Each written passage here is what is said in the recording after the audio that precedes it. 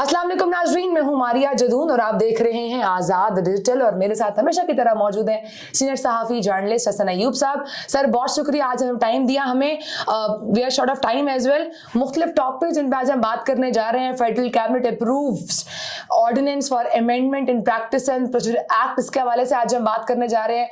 इसके अलावा आज हम बात करने जा रहे हैं हसन अयूब साहब जो लाहौर में जलसा करेगी पाकिस्तान तरीके इंसाफ, और इसके साथ साथ कॉन्स्टिट्यूशनल अमेंडमेंट के अंदर नवाज शरीफ साहब का क्या ओपिनियन है उस पर भी बात करेंगे। स्टार्टिंग फ्रॉम जो इस वक्त ऑर्डिनेंस अप्रूव करने जा रही है या जो हो चुका है, इससे आपको लगता है कोई फर्क पड़ेगा आगे जाके फ्यूचर में या नहीं?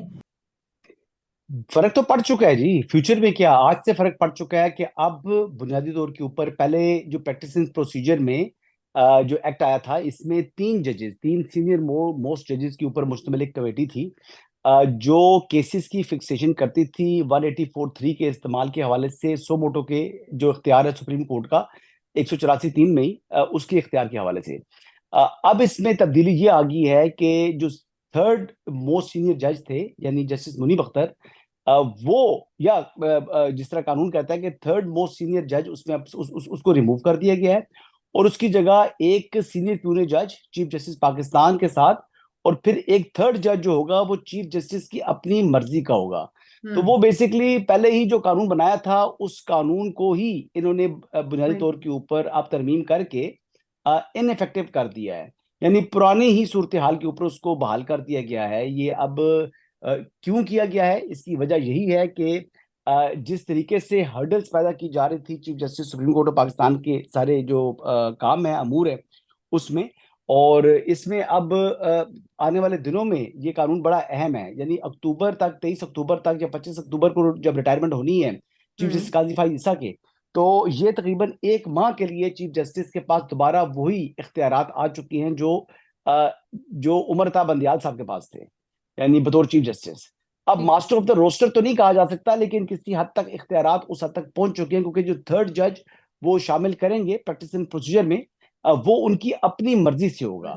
अब क्या ये रोटेशन में किया जाएगा या ये अपनी मर्जी से वो कर सकती हैं, या किसी एक ही जज को वो कुछ अरसे के लिए नॉमिनेट कर सकते हैं। तो अब ये चीज प्रैक्टिस देखते हैं कि सुप्रीम कोर्ट इस कानून की प्रैक्टिस किस तरीके से करती है। या मैंने अभी तक कानून की जो अमेंडमेंट है, वो तरमीम है, वो पढ़ी नहीं है, वो पढ़ के फिर उस हवाले से मजीद वजात कर सकता हूँ, क्योंकि मैं तो बरतानिया में हूँ और इस वक्त तो सुबह 11 बजे में है, और जस्ट यानी अभी तो उठ के यानी तैयार शर हुए, नाश्ता वाश्ता किया और बैठ गई आपके सामने। Thank you so much sir, आपने टाइम भी दिया हमें टफ रूटीन की वजह से भी।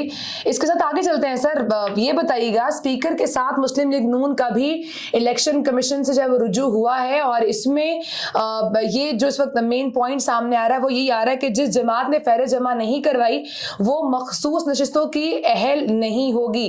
What's your take on it? इस पर आप किस तरह से आगे देख रहे हैं? देखिए, बात यह है कि एक तो उसमें यह भी कहा गया है कि जो जमात है, एक दफा उसने अपनी वाबस्तगी जाहिर कर दी तो वो वाबस्तगी भी उसने, यानी पार्लियामेंट के अंदर वाबस्तगी किसी जमात के साथ किसी रुकन ने जाहिर कर दी, तो फिर वो शख्स अपनी वाबस्तगी भी तब्दील नहीं कर सकता। ये जो इलेक्शन एक्ट में तरमीम की गई है ये रेट्रोस्पेक्टिव है, यानी इसका इतलाक माजी से होता है। अब जब माजी से इतलाक का जो कानून बन चुका है, और उसमें यह भी कहा गया है कि किसी कोर्ट के ऑर्डर से ये कानून की इन्फोर्समेंट के ऊपर कोई इफेक्ट नहीं आ सकता। किसी भी कोर्ट, यानी कि अब किसी को भी कोर्ट कह दिया है तो उसमें सुप्रीम कोर्ट भी शामिल है, उसमें हाई कोर्ट भी शामिल है। अब ये जो कानून में तरमीम कर ली थी और उसके बाद, यानी आपने ये देखा है ना कि मखसूस नशिस्तें जो आई थी, तो फिर सुप्रीम कोर्ट ने मखसूस नशिस्तों के ऊपर अपना फैसला सुनाया था। फैसला सुनाने के बाद जो एलोकेशन हो चुकी थी, जिन अरकान को पार्लियामेंटेरियंस नोटिफाई कर दिया था इलेक्शन कमीशन ने, उनके नोटिफिकेशन को सस्पेंड कर दिया था। अब स्पीकर्स के जो खतूत हैं, चाहे कौमी असम्बली के चाहे सूबाई असम्बली के, वो अपनी जगह, लेकिन ये जो पटिशन आई है, इस पटिशन का बड़ा इम्पैक्ट होना है। और इस पटिशन का इम्पैक्ट इसलिए है कि वो चीज जो डिमांड कर रहे हैं वो आज कानून है, आज वो मुल्क में राजुल वक्त कानून है, उस कानून उसका इतलाक है जी, रेट्रोस्पेक्टिव है, 2017 से उसका इतलाक है कि जब से ये कानून बना है। तो जब उसका इतलाक 2017 से है, तो यानी इन बिटवीन जो सुप्रीम कोर्ट ने अपना फैसला दिया था 13 जुलाई वाला, वो फैसला जो है वो इनइफेक्टिव हो गया। एक बात। दूसरी चीज, वो इनइफेक्टिव भी हो गया, और साथ साथ अभी जो नोटिफिकेशन जिनको सस्पेंड किया हुआ है, जिन अरकान के, चाहे वो कौमी असम्बली की है चाहे सूबाई असम्बली की है, चाहे वो मुस्लिम लीग नवाज के हैं, पीपल्स पार्टी की हैं, जमीयत उलमा इस्लाम की हैं या एएनपी की हैं, वो तमाम के तमाम अगर ये पटिशन जो एप्लीकेशन जो इलेक्शन कमीशन में आई है ये मंजूर होती है, इसका कॉन्सिक्वेंस ये होगा कि वो तमाम के तमाम जो अरकान कौमी सूबाई असम्बली हैं वो रिस्टोर हो जाएंगे, और वो जो उनकी सस्पेंशन है वो खत्म हो जाएगी, वो फिर मेंबर ऑफ पार्लियामेंट कहलाएंगे। लेकिन इसका इम्पैक्ट जो है वो यानी कंपोजिशन या पार्टी की जो इस वक्त स्ट्रेंथ है इसके ऊपर भी पड़ेगा, मुख्तलिफ जमातों की, चाहे वो पीपल्स पार्टी है, मुस्लिम लीग नवाज है, एएनपी है, एमक्यूएम है या जमीयत उलमा इस्लाम है। लेकिन इसके साथ साथ इसका इम्पैक्ट जो आईनी तरमीम है उसके ऊपर इतना नहीं आएगा। उसकी वजह कौमी असम्बली की हद तक तो ये होगा, लेकिन सेनेट ऑफ पाकिस्तान के अंदर ये इसका इम्पैक्ट नहीं आना, क्योंकि जो नशिस्तें इनको दरकार हैं मौलाना फजल रहमान साहब की या बीएनपी मेंगल की या जो भी जो शॉर्टेज है वो शॉर्टेज जो है वो बरकरार रहेगी। इसका इफेक्ट सेनेट ऑफ पाकिस्तान के ऊपर नहीं है, सिर्फ नेशनल असम्बली और सूबाई असम्बलियों के ऊपर की हद तक है। अब देखना यह है कि आने वाले दिनों में अब क्वेश्चन पैदा होता है कि अब क्या जो आईनी तरमीम है जो लेकर आ रहे थे जिसमें एक फेडरल कॉन्स्टिट्यूशनल कोड का क्याम है, तो क्या ये हो पाएगी? तो इसके हवाले से खबर ये है जी कि इसमें एक तो मौलाना फजल रहमान साहब इस वक्त मुल्तान है, he is not in Rawalpindi Islamabad जहाँ स्टेशन नहीं है। सेकंड, प्राइम मिनिस्टर भी मोस्ट लाइकली उनकी भी कोई ट्रैवलिंग प्लान्स हैं, यूएनजीए यानी यूनाइटेड नेशन जनरल असेंबली के अंदर उन्होंने जाना है। अब वहां शिरकत करें ना करें, लेकिन बहरहाल मौलाना साहब स्टेशन के ऊपर नहीं है, तो लिहाजा वो तो अब काम जो है वो पॉज हो गया। इस वीक में तो जो कमिंग वीक आ रहा है इसमें तो कम से कम ये नहीं होना।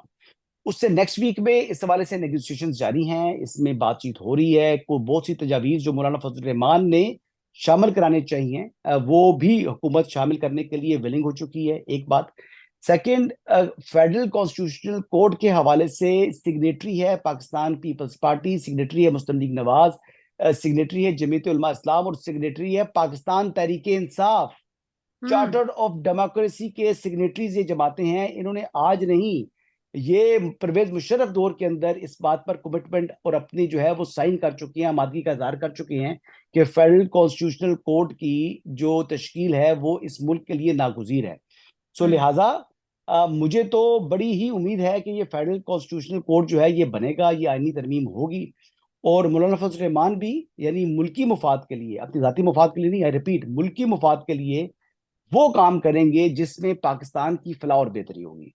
लेकिन सीनियर जर्नलिस्ट है सार आलम साहब, वो ये कहते हैं कि नवाज शरीफ साहब खुद भी फेवर में नहीं है कॉन्स्टिट्यूशनल अमेंडमेंट्स के, और इसीलिए वो मौलाना साहब के थ्रू भी यही कन्विंस, मतलब उनको कन्विंस करना चाह रहा है कि वो इस मतलब अवॉइड ही करे वोटिंग को। देखें, बात यह है कि नवाज शरीफ साहब बिल्कुल इस हवाले से विलिंग है। नवाज शरीफ साहब की मर्जी के बगैर आप क्या समझती हैं कि ये सारा का सारा काम हो सकना था? ये हुकूमत की तैयारी कर रही होती, सवाल ही पैदा नहीं होता। शहबाज साहब प्राइम मिनिस्टर हैं तो नवाज शरीफ साहब की मर्जी से हैं। अगर शहबाज शरीफ साहब को आज नवाज शरीफ साहब कह दें कि आप रिजाइन दे दें, तो वो मेरे ख्याल से एक घंटा भी इंतजार नहीं करेंगे, वो रिजाइन दे देंगे। तो ये आप देख लें कि नवाज शरीफ साहब की मुस्लिम लीग नवाज के अंदर जो है वो इस तरह समझ लें कि वो वीटो पावर रखते हैं। वो जो कुछ करना चाहें, वो जब करना चाहें, जिसको जो हुक्म दे, किसी को अकाउंटेबल करना चाहें वो अकाउंटेबल कर सकते हैं। वो मरियम नवाज को अकाउंटेबल कर सकते हैं, किसी कैबिनेट मेंबर को अकाउंटेबल कर सकते हैं, वो जो है शहबाज शरीफ साहब को अकाउंटेबल कर सकते हैं। वो आज चाहे किसी भी यानी जो है वो मिनिस्टर को जो मुस्लिम लीग नवाज से ताल्लुक है उसको सैक कर सकते हैं, उसको पार्टी से निकाल सकते हैं। ये नवाज शरीफ साहब हैं। तो नवाज शरीफ साहब से मुतल्लिक जो अफसार आलम साहब मेरे बड़े भाई हैं, वो बेहद एहतराम है उनका, लेकिन मेरे ख्याल से उन्होंने एनालिसिस किया था, उन्होंने खबर नहीं दी थी, तो एनालिसिस किसी हद तक वो ये कह सकते हैं कि जिस अंदाज में नवाज शरीफ साहब वापस लाहौर चले गए, उन्होंने वेट नहीं किया, तो शायद वो नाराज हो गए। तो होना भी चाहिए था, तो मैनेजमेंट में शायद कुछ थोड़ा बहुत सुकम था। ये चीजें जिस तरीके से की हैं इससे बेहतर होनी चाहिए थी, और नवाज शरीफ साहब कच्चा हाथ डालते नहीं है। नवाज शरीफ साहब ने माजी में भी जिस तरीके से भी सारे काम किए हैं वो बड़े पक्के हाथ होते हैं, और कभी उनको इस किस्म की जो है ना वो शर्मिंदगी का सामना नहीं करना पड़ा उनकी जमात को। तो लिहाजा आई मस्ट से कि कुछ चीजें मैनेज नहीं हो सकी, और कुछ चीजों में मैनेज ना होने में भी अल्लाह की बेहतरी है। तो मेरे लिहाजा पार्टी की हद तक तो बात आप कह सकते हैं कि गवर्नमेंट को या पार्टी को थोड़ी सी जो है वो शर्मिंदगी का सामना करना पड़ा है, एम्बेरसमेंट हुई है। लेकिन दुआ तो ये है कि पाकिस्तान की खैर हो और इस सारी जो ताखीर है इसमें से खैर निकले। चलिए लेट्स सी आगे क्या होता है। इसके साथ साथ हसन साहब, लास्टली पाकिस्तान तहरीक इंसाफ कल लाहौर में अपना जलसा करने जा रही है। क्या ये जलसा हो पाएगा या ये जो लास्ट संजानी के मकाम पर जैसा हुआ था उस तरह का होगा, कैंसिल हो पाएगा? मतलब आपको क्या लगता है कल पाकिस्तान तहरीक इंसाफ क्या अपना पावर शो दिखा पाएगी? कहाँ पावर शो दिखाने देंगे इनको? कौन सा पावर कौन शो? कौन रोकेगा?